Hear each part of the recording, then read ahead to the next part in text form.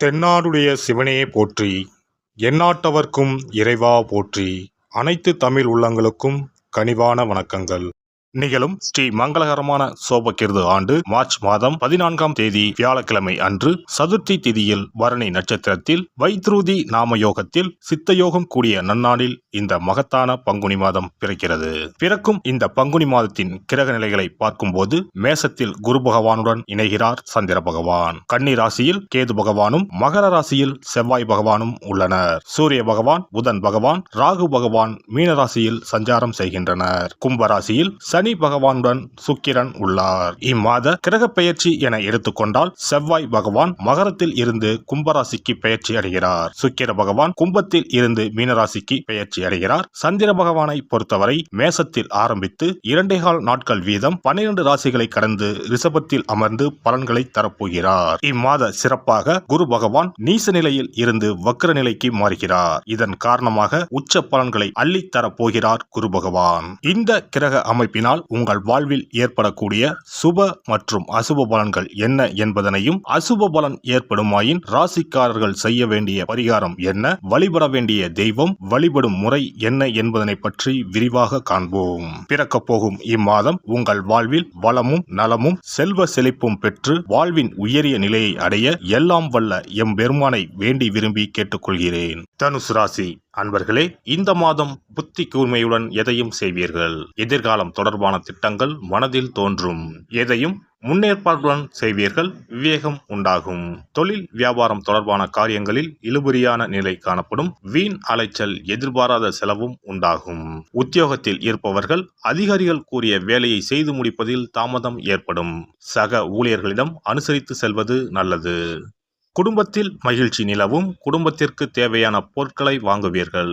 நீண்ட நாட்களாக வாங்க நினைத்த ஆடை ஆபரணம் வாங்க நேரும். குடும்பத்தில் இருப்பவர்களுடன் விருந்து நிகழ்ச்சிகளுக்கு சென்று வருவீர்கள். வழக்குகளில் சாதகமான போக்கு காணப்படும். பெண்களுக்கு நீண்ட நாட்களாக இழுபறியாக இருந்த ஒரு காரியத்தை வெற்றிகரமாக செய்து முடிப்பீர்கள்.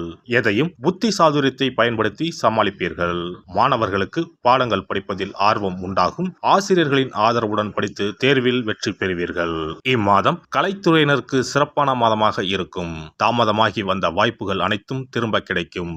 சமூக சேவையில் உள்ளோருக்கு சமூக அந்தஸ்து உயரும். அரசியல் துறையினருக்கு கொடுக்கல் வாங்கலில் இருந்த பிரச்சனைகள் தீரும். நீண்ட நாட்களாக இருந்த கஷ்டங்கள் நீங்கும். எதையும் செய்து முடிக்கும் சாமர்த்தியம் உண்டாகும். அரசாங்கம் மூலம் லாபம் ஏற்படும். வெளியூர் அல்லது வெளிநாட்டு பயணம் சாதகமாக இருக்கும். நட்சத்திர பலன்கள். மூலம் நட்சத்திரம். இந்த மாதம் தொழில் வியாபார போட்டிகள் குறையும். பணவரத்து இருக்கும். புதிய நபர்களின் அறிமுகம் உண்டாகும். குடும்பத்தில் இருந்த குழப்பங்கள் நீங்கும். உறவினர்கள் வருகை இருக்கும். குடும்ப செலவு அதிகரிக்கும். வெளியூர் பயணங்களின் போது கவனம் தேவை. போராடம் நட்சத்திரம். இந்த மாதம் அடுத்தவர்களுக்காக பொறுப்புகளை ஏற்கும் போது ஒரு முறைக்கு பலமுறை யோசித்து முடிவெடுப்பது நல்லது. பணவரத்து திருப்தி தரும். வெளியூர் பயணங்கள் செல்ல நேரலாம். உடல் ஆரோக்கியத்தில் கவனம் தேவை. புதிய நபர்களிடம் பழகும் போது எச்சரிக்கை தேவை. உத்திராடம் 1ஆம் பாதம். இந்த மாதம் வீண் அலைச்சலை குறைத்துக் கொண்டு வேலைகளில் கவனம் செலுத்துவது நல்லது. பெரியோர்களின் உதவியும் கிடைக்கும். மனதில் தைரியம், தன்னம்பிக்கை உண்டாகும். துணிச்சலுடன் எந்த காரியத்திலும் ஈடுபட்டு சாதகமாக செய்து முடிப்பீர்கள். நவ கிரகத்தில் உள்ள குருவை நெய் தீபம் ஏற்றி வணங்கி வருவது மன அமைதியை தருவதுடன் எல்லா நன்மைகளையும் தரும். அதிர்ஷ்ட கிழமைகள் திங்கள், செவ்வாய், வியாழன். அதிர்ஷ்ட தினங்கள் பங்குனி 13 மற்றும் 14. சிறப்பு பரிகாரம். வாரந்தோறும் செவ்வாய்க்கிழமை அன்று வீட்டில் உள்ள முருகப்பெருமான் படத்தினை துடைத்து சந்தனம், குங்குமம் பொட்டு வைத்து சிகப்பு அரளிப்பூ கொண்டு அலங்காரம் செய்யுங்கள். ஒரு கண்ணாடி டம்ளரில் தண்ணீர் ஊற்றி ஒரு எலுமிச்சை பழம், சிறு வெட்டிவேர் போட்டு முருகன் படத்திற்கு முன் வைத்து விடுங்கள். ஒரு மா இலை எடுத்து காம்பு பகுதி முருகப்பெருமானை பார்த்தவாறு வையுங்கள். அகல் விளக்கில் நெய் தீபம் ஏற்றி மா இலையின் மீது வைக்க வேண்டும். தீபச்சுடர் முருகப்பெருமானை பார்க்கும் வண்ணம் இருக்க வேண்டும். கண்களை மூடி முருகப்பெருமானை மனமாற வேண்டி உங்கள் வேண்டுதல்களை வையுங்கள். பூஜை முடிந்த பிறகு அடுத்த நாள் டம்ளரில் உள்ள எலுமிச்சை பழத்தை உங்கள் வீட்டை சுற்றி திருஷ்டி கழித்து போட்டு விடுங்கள்.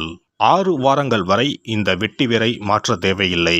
இவ்வாறு செய்து வழிபட்டு வர குடும்பத்தில் உள்ள எப்படிப்பட்ட கஷ்டமாக இருந்தாலும் அந்த கஷ்டத்திற்கு தீர்வு கிடைக்கும். நம்பிக்கை இல்லாமல் எந்த ஒரு வழிபாடும் செய்யக்கூடாது. நம்பிக்கையோடு செய்யும் பட்சத்தில் கைமேல் பலன் கிடைக்கும். இனி பங்குனி மாத சிறப்புகளும் வழிபாட்டின் பலன்களும் என்ன என்பதனை பற்றி காண்போம். பங்குனி மாதம் என்பது வழிபாட்டுக்கு உரிய மாதம். பங்குனி மாதம் வணங்குவதற்கும் பூஜைக்கும் உரிய மாதமாகும். ஒவ்வொரு மாதத்திலும் ஒவ்வொரு நட்சத்திரத்திற்கு முக்கியத்துவம் கொடுத்து விழாக்கள் நடத்துவது வழக்கம். ஆனால் பங்குனி உத்திர நட்சத்திரத்திற்கு மற்ற நட்சத்திரங்களை விட அதிக மகத்துவம் உண்டு. தெய்வ திருமணங்கள் அதிகம் நடைபெற்ற மாதம் பங்குனி மாதம்.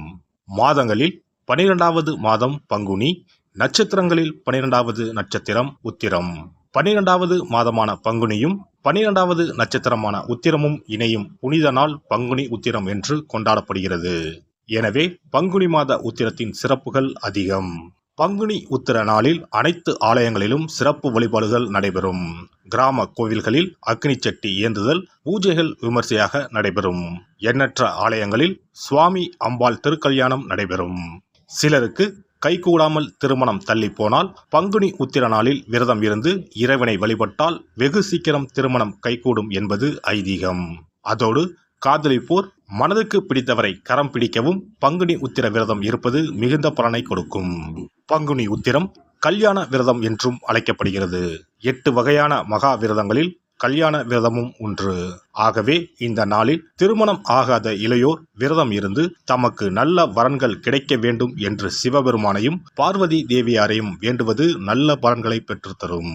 இத்தினத்தில் மேற்கொள்ளும் விரதம் மிகவும் விசேஷமானது.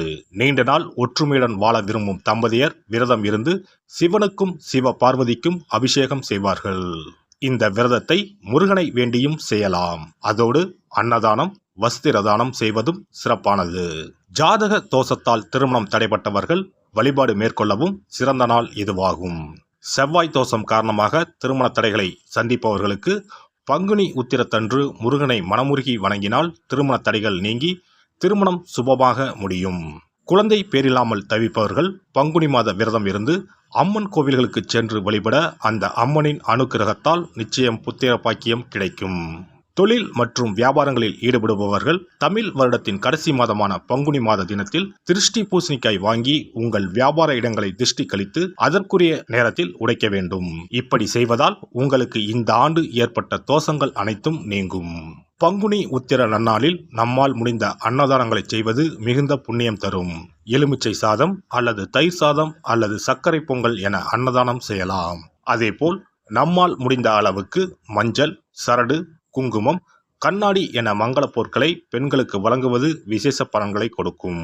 முருகப்பெருமான் நமக்கு இதுவரை இருந்த காரிய தடைகள் அனைத்தையும் களைந்து நமக்கு நல்வழி காட்டி அருளுவார். பங்குனி மாதத்தில் அனைத்து நாட்களிலும் கோவிலுக்கு சென்று வருவது மிக்க பலனை தரும். மேலும் செல்வ செழிப்புடன் வாழ்வதற்கு உதவும். எல்லாம் வல்ல இறையருளால் நீங்களும் உங்கள் அன்பு குடும்பமும் உடல் நலம், நீலாயுள், நிறை செல்வம், உயர் புகழ், மெய்ஞானம் ஓங்கி வாழ்க வளமுடன். இந்த வீடியோ பதிவு உங்களுக்கு பிடித்திருந்தால் லைக் பண்ணுங்க, கமெண்ட் பண்ணுங்க, ஷேர் பண்ணுங்க, மறக்காம சப்ஸ்கிரைப் பண்ணுங்க, பக்கத்துல இருக்கிற பெல் பட்டனை கிளிக் பண்ணுங்க. நன்றி, வணக்கம். ஓம் நமச்சிவாய. சிவாய நம.